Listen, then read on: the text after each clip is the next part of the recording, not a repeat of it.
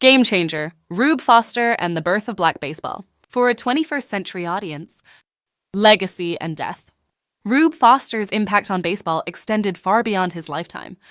His vision of organized black baseball gave rise to generations of talented players and teams, proving that African American athletes could excel at the highest levels of the sport, even when denied access to the major leagues. Unfortunately, Foster's later years were marked by declining health. In 1926, he suffered from a severe mental breakdown, likely brought on by the immense pressures of managing the league and his team. He was institutionalized shortly thereafter and remained in care until his death on December 9, 1930, at the age of 51. Though his life ended tragically, his legacy lived on through the Negro Leagues, which continued to grow and thrive long after his passing. Decades later, the success of players like Jackie Robinson, who broke Major League Baseball's color barrier in 1947, was a direct result of the foundation Foster built. In 1981, Andrew Rube Foster was posthumously inducted into the National Baseball Hall of Fame, ensuring that his name and contributions would be remembered forever. Known as the father of black baseball, Foster remains a symbol of vision, leadership, and resilience, a man who turned his dream into a lasting chapter of American history. He attended school up to about the 8th grade, but like many African Americans in rural Texas at the time, he faced limited educational opportunities due to segregation and economic hardship. Baseball was one of the few recreational outlets available to black communities in the South, and Foster showed an early interest and natural talent for the sport. As a teenager, Foster left home to pursue baseball full-time, a bold move at the turn of the century, especially for a young black man in the segregated South. He began playing semi-professional baseball with local teams and soon gained recognition for his powerful pitching arm and competitive spirit. Foster was known for his confidence, intelligence, and leadership even as a young man. He grew up in a world that constantly tried to limit his potential, yet he refused to accept those boundaries. His upbringing, shaped by faith, segregation, and determination, gave him the drive to not only become a great player, but to build institutions that empowered other black athletes. Game Changer, Rube Foster and the Birth of Black Baseball. For a 21st century audience, the book is ready. A Blast from the Past with the Coach, Michael E. I have written a book. I have written a book about Rube Foster, the founding father of Negro League Baseball, entitled Game Changer and the Birth of Black Baseball. And I'm making my rounds, spreading the word. Here we go. The coach, spreading the word. The Rube Foster legacy yet lives. And so our final guest was booked for the show that we had the technical difficulty where Zoom just cut us off. That was a few weeks ago. So we rebooked him for tonight, and he has a book about black baseball. And his name is, he goes by Coach Mayden, or his name is Mike Mayden, and his book is called Game Changer. Smile. Yeah, Game Changer. And just looking mean.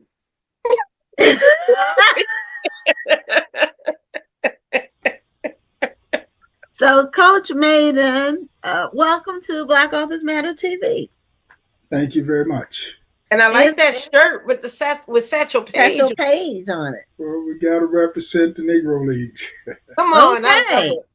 So your book is, we see it behind you, and it's called Game Changer. It's a very nice cover. It's about Rube Foster and the birth of black baseball. So tell us, first of all, what made you interested in baseball as a topic? Well, I've been involved with baseball for 40 plus years now. I coach high school, college baseball, and I scouted for 5 major league teams. So you can say baseball is in my blood. Okay. But more importantly, seeing African-American baseball players playing baseball. And many generations, past and present, do not know about the legacy and the history of Negro League Baseball. And more importantly, Rube Foster, who was the founding father of Negro League Baseball. Okay. Well, I'm one of them. I knew about Negro League Baseball, I guess in general, like generally, but I didn't know about Rube Foster. Well, I was about to say the same thing, Gwen, is I think a lot of us know about the Negro League, but we don't really know the history. We know some figures from the Negro League, Yeah. But it would be really good to really know the history and to really know how it got started, to really know some of the trailblazers, besides a Satchel Paige and oh my goodness. Well, Jackie Robinson was with the Negro League before he played Jackie for the Robinson, Maidens. Yeah, that's what I was saying. Josh Gibson, names like that. But just to really to do a deep dive into the history, I don't think a lot of people have that history. So I think this is about to be a really important conversation we're about to have. Yeah, and more importantly, we want to reach back into the 1920s when Negro League Baseball started and bring it current to educate a young generation of this 21st century. What is the history of blacks and baseball? So who was Rube Foster? Rube Foster was the father of Negro League Baseball. I mean, he grew up in Colbert, Texas, during the height of segregation and Jim Crow laws. And I mean, he had such great accomplishments. Number one, as a ball player. Number two, as a black man, a legacy that still lives on today that many don't know about. And that's what we have to do. We have to make sure we educate this generation to our history because our future is tied to our past. Mm-hmm. So on the cover, he looks like a businessman, but back then men dressed, women dressed. They dressed like that to go to the store. Yeah, they dressed for success. If you look at photos from that period when people were out and about, going somewhere, they could be going to church, or they could be going to a nightclub, or they could just be out and about. The men really were dressed. Well, my friend William Frederick Cooper is in the comments dropping knowledge. He said Rube Foster created a pitch called the fadeaway, which is known as the curveball today. Well, Satchel Paige gets the accolades, rightfully so, for being one of the greatest pitchers ever pitched. But Rube Foster holds some records for pitching that was just unheard of that we don't know about. And yeah, he had that pitch. He dominated. He had a streak where he formed Negro League teams that basically set baseball records for wins in the history of baseball that still stand today. I think 5 consecutive years he led his team to championships. Game Changer, Rube Foster and the Birth of Black Baseball, the man, the myth, the forgotten legend. A powerful and essential tribute to the father of black baseball. This book is nothing short of extraordinary. The storytelling is clear, engaging, and deeply informative, honoring Andrew Rube Foster with the respect and depth he deserves. Readers should know that this is far more than a sports biography. It's a cultural, economic, and historical journey through black excellence. Whether you're a baseball fan, a history enthusiast, or someone passionate about stories of perseverance and leadership, this book delivers insight that's both educational and emotionally powerful. It fills a major gap in American history that has been ignored for far too long. This work restores Rube Foster to his rightful place as a visionary entrepreneur, strategist, and founder of the Negro National League. The book stands as both a tribute and a call to remember, celebrate, and continue the legacy of black pioneers whose contributions shaped the game and the nation. Become a supporter, Game Changer, Rube Foster and the Birth of Black Baseball. For a 21st century audience, they were playing through the Depression. They played through the racial segregation that they had to go through. They couldn't stay at the hotels. They couldn't eat at the restaurants. They had to travel on buses that they would spend money to gas buses up at the gas station, but they couldn't go in to eat. The players endured some real hardship as Negro League baseball players, and we tried to embody all of those things: the baseball, the sports, the economics, and the life that they lived. We tried to embody that into the book. It's in a documentary form, with the ultimate vision is to make a documentary film to keep the legacy of Rube Foster alive and Negro League baseball. I think that would be awesome because, like I said, we only hear about a limited number of figures from the Negro League. we don't. One person we don't hear about is Rube Foster. We And don't. he That's was the my first father time hearing his architect. name. And, I consider myself to be, well read. And I am well read, but I don't know a lot about baseball. I just know the little snippets I hear every now and then, here and there. But I never had put it all together. And that's Yeah, what you've done in your book. Now, how yeah. much They have were the payers paid back then? talking with some former Negro League players. They were paid $30, $40 a month, which they paid. They got $2 for meal money if they got that. And it was a tough role for them, but I mean, most of the players played because they had a love and a passion for the game.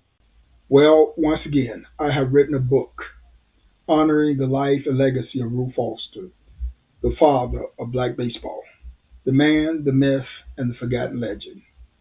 Chapter 5, Sam Allen, former Negro League player, Kansas City Monarchs, 1957. We played before some big crowds back then, 20,000 to 30,000 people. That's the reason Branch Rickey went and got Jackie Robinson. Rube Foster was a genius in 1919. After the race riots in Chicago, black soldiers came back from World War I and were being pushed out, and so they formed the Negro National League in 1920. By 1924, Negro League Baseball was the third largest black-owned business in America. In 1924, they drew over 400,000 fans. In New York, they were drawing 40 to 50,000. The Brooklyn Dodgers were drawing 12 to 13,000. Game changer. Rube Foster and the Birth of Black Baseball. Not just another book, but the book of books for a 21st century generation. Because they had a love and a passion for the game. And, it was a brotherhood among the players. I mean, you know, again, we know what Jackie Robinson went through. So just imagine what the Negro League players went through and what they was called. We know the N word. Mm-hmm. But I mean, it was vicious. It was unbelievable what Negro League players had to go through just to pave the way for African American baseball players to have the opportunity to play in Major League Baseball now. And the sad part about it is many of the ball players now that's playing in the Major League don't know about the history of Negro League Baseball. Most of them would not even be there today if it was not for Negro League Baseball, Rube Foster, and the vision that he had. And more importantly, when you're taking these players today, if it was not for Rube Foster and the vision that he had, Major League Baseball would probably not be in existence because Negro League Baseball folded because of the integration of the Negro League players in the Major League Baseball. But at the same time, if we had the vision today that back then we were drawing 30, 40, 50,000 people to a game, we could have been what Major League Baseball is today, the multi-billion-dollar corporation, and Major League Baseball would be out of business now. But what Major League Baseball did, just as they did in slavery, they stole our ideas, they took it, they cultivated, and they turned it into a billion-dollar industry. Now they're phasing black players out the game. We're less than 6% of the players in Major League Baseball were at our highest peak from Jackie Robinson to the mid-70s. We were as high as 18 to 22% of the players. Now we're being phased out of the game because our dollars mean nothing to them because they're going after the international dollar. Well, and sadly, I feel like that's by design. If you look at the history of the NBA, at one time, white people had actually stopped going to the basketball games because they felt that the NBA was getting too black. So the NFL is getting too black. The NBA is getting too black. So the MLB is one of those sports that they feel that they can preserve. We that's one of the ones that we can keep for ourselves. Hockey, black hockey players catch hell. People hate black hockey players. If you've seen some of the black hockey players when they go out there, the fans throw things at them. They boo them sometimes. They don't like to see them. So I can kind of see why we don't see more black people playing baseball. I mean, if you look at Neon Dion when he was playing baseball, they did not like him playing baseball and football. You are not about to be amazing in two different sports at the same time. How dare you? Somebody else did it too. There was another athlete that played baseball and football. Yeah, Bo. Bo Jackson. Bo Jackson. Yeah. So, that's tough anyway as an athlete to be playing year round like that. And some parts of the year it crosses because the baseball season extends to October and football starts in August. So it would be difficult to do just from an athletic standpoint. But I did have unfortunately, question. there are enough black people that they don't have to play both sports. Oh, I know. I'm just saying for those two, that would be hard. It couldn't last that long. It's just that's a lot of athletics. Yeah, there's some more good history in the comments. It is. I was just reading it. Yeah, says she was honored to know Mr. John Evans in Georgia, who was a player on the +5. The Indianapolis Clowns were a legendary barnstorming baseball team in the Negro League, and he became the first black commissioner in DeKalb County, and ultimately the longtime president is the DeKalb NAACP branch. The president of the DeKalb NAACP branch. I think that's what she was saying. For decades, Major League Baseball's integration has been celebrated as a moral victory that ended racial exclusion in America's pastime. However, the integration of MLB also coincided with the rapid decline of the Negro League's black ownership and black-controlled economic power in baseball. Was the integration of Major League Baseball truly about racial justice and equality, or was it primarily driven by economic interests? The desire to access elite black talent while absorbing black audiences and revenue without preserving black institutions? Should MLB bear responsibility for the collapse of the Negro Leagues and the loss of black ownership in professional baseball? If so, what accountability or reparative actions, financial, educational, or institutional, should exist today? This discussion challenges participants to examine how progress can coexist with economic displacement and whether integration without equity can truly be called justice. Chapter 4. A family within a family. Within the Negro Leagues, there existed something deeper than a team, a family within a family. For the players, this sense of belonging was essential.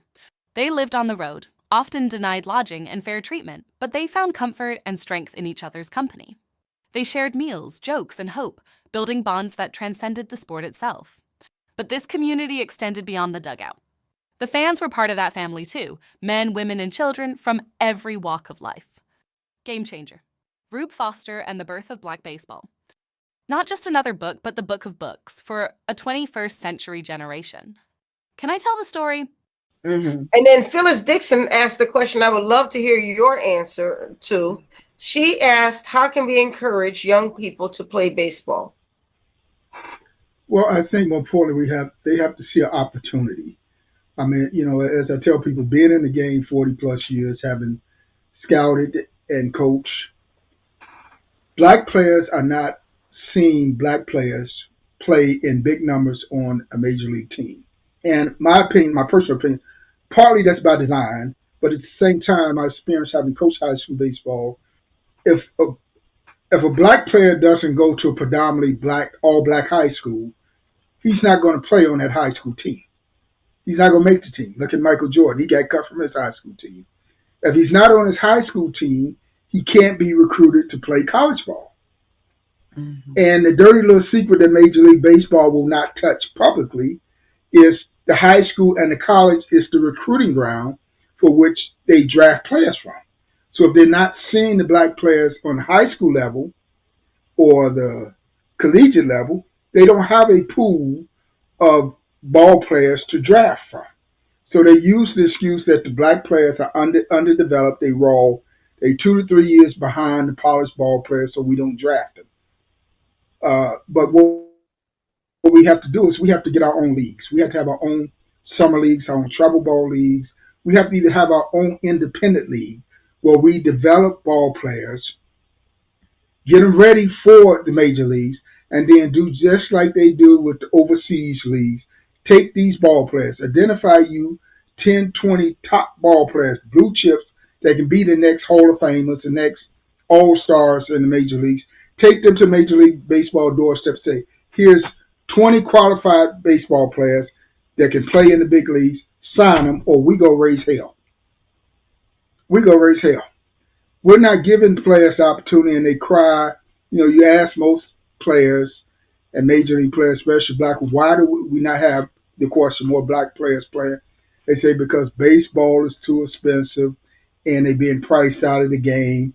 Kids can't afford trouble. There are black parents out there that have money, but their kids don't have the opportunity to play in competitive leagues and develop their skills. Chapter 6, Barriers to Advancement. More African American players are playing baseball at the youth level than ever before. The problem is not a lack of participation, it's a lack of opportunity.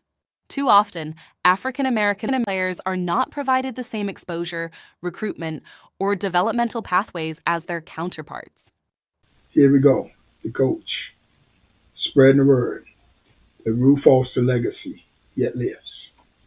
Okay, William Frederick Cooper said, have the inner city children lost interest in baseball because it's easier to excel in football and basketball? No, again, that's the myth that's being put out there, that kids are not playing, the inner city kids are not playing. First of all, there's a decline of baseball all over the United States in all communities, white communities, Hispanic. Baseball is on a decline as a whole. Okay. Black kids have always played football, basketball, and baseball, and some of them play multiple sports, as you just mentioned. Bo Jackson, they play multiple sports. So, no, kids are still playing baseball. They're just not given the recognition. And the high-profile kids, the kids that would be considered prospects, again, they can't play on teams because in order to play on the where they go get disposed, they got to play on the white teams. And if you look at the white teams, at most you got one or two black players on the team, and usually they the designated pinch runner or they the pitcher that come in. But they can't get in the lineup. They're not gonna have 5, 6, 7, 8, 9 black players on a white team. So they're not getting the opportunity. They're still playing baseball. Yeah, the number has declined, but kids are still playing baseball and they're still hungry. They're still chasing that dream that they want to play in the big leagues one day. But they got to have that opportunity. Yeah, my brothers both played Little League. We used to go to the games. So that was back in the day. But they both played baseball. Even the girls played too. Yeah, we had some girls back in the day. You was a little tomboy, huh? Well, yeah, I was actually. Shoot, there was a girl pitcher on Jackie Robinson West, so let's not get it twisted now. She wasn't on the West, but yeah, I forget her name, but yes, she did. She played in the Little Yeah, League. didn't she wind up joining the Harlem Globetrotters? Yeah. Oh, okay. Game changer. Andrew Rue Foster and the Bird for Black Baseball. As we wrap up today's show, remember, someone paved the way for African Americans to have the opportunity to play Major League Baseball. And that was Andrew Rule Foster, the father of Negro League Baseball. As we wrap the show up with this tribute to Andrew Rule Foster, a blast from the past with the coach, Michael E. How would you make people more aware, or does the media play a role? Like, we don't really see baseball players in our media either, like magazines or anything. You rarely see them. It's more, I guess, because we dominate basketball and football so much, that's where the attention is. But how can baseball get more attention? Well, your book is going to do a lot to help that effort, but we rarely see literature about this topic. Well, I mean, the desire and the appetite is out there. We have to create the venue. Just like Rue Foster had the vision to go out when blacks were denied the opportunity to play in major. He had the vision to form their own league. They say we need travel ball is taking over the game in a lot of ways, and it's costing kids a lot of money. But again, you got a lot of black kids that's not getting still get an opportunity to play in high-profile settings. We need to have summer leagues where these kids can come together and play baseball. And I'm talking about the top of the line, not just Mm-hmm. a baseball player. I'm talking about the blue chippers, Mm-hmm. where they can come just like you got the McDonald Classic, where these guys come together and they play and showcase themselves. We need a league, a summer league, where these guys can come together and showcase themselves. Then we need an independent league, which is equivalent to a professional baseball league, a minor league schedule, where we can bring these guys together. We tried to do it. We tried to get it going a few years ago, but you got to have the support. You got to have the financial support to keep Mm-hmm. it going. And see, this is what black people have to understand. We have to pool our dollars together, not talk about what we need to do, but we need to have the financial resources to make it happen. I mean, I can put together 10 teams that will have the top ball players from all over the country, black ball players, and again, put them before the major league teams and force major league. Chapter 10, The Gathering of a Nation. At Chicago's Comiskey Park, the legendary East-West All-Star Game drew more than 60,000 fans, a record that echoed across the nation. The scale was unmatched by the energy, unforgettable. These weren't just games, they were gatherings of a nation within a nation. Every ticket, every cheer, every seat filled spoke of belonging of a people who refused to be invisible. When the Negro Leagues played, the world watched because they made sure you couldn't look away. Well, once again, I have written a book honoring the life and legacy of Rube Foster, the father of black baseball, the man, the myth, and the forgotten legend. For generations, the story of baseball integration has been told as a triumph of courage and conscience. But history rarely tells the full truth. Before Jackie Robinson broke the color line, black baseball was thriving. The Negro Leagues filled stadiums, generated millions of dollars, and created economic power within black communities, all under the vision of men like Rube Foster. Then came integration. Branch Rickey opened the doors to Major League Baseball, but when black players crossed over, black ownership did not. Talent was absorbed. Profits shifted. Institutions collapsed. Was it progress or was it acquisition? As Major League Baseball grew wealthier, the Negro Leagues faded into history, leaving unanswered questions about fairness, compensation, and legacy. This is the story behind the celebration. The cost of integration. The dollars behind the dream. And the truth baseball never fully confronted. Game changer, Rube Foster and the birth of black baseball, the man, myth, the forgotten legend. Chapter 14, Farewell, honoring the father of Negro League Baseball. His death marked a profound loss for baseball and the nation, as he had been one of the most influential figures in advancing the rights and visibility of African American players. Thousands gathered to honor Foster at his funeral, a powerful testament to the respect and admiration he earned throughout his life. He was laid to rest at Lincoln Cemetery in Blue Island, Illinois, leaving behind a legacy that continues to inspire. In 1981, Rube Foster's extraordinary contributions were formally recognized with his induction into the National Baseball Hall of Fame, a fitting tribute to a man whose pioneering spirit forever changed the game. That's www.feoa.info. Game changer. Andrew Rube Foster and the birth of black baseball.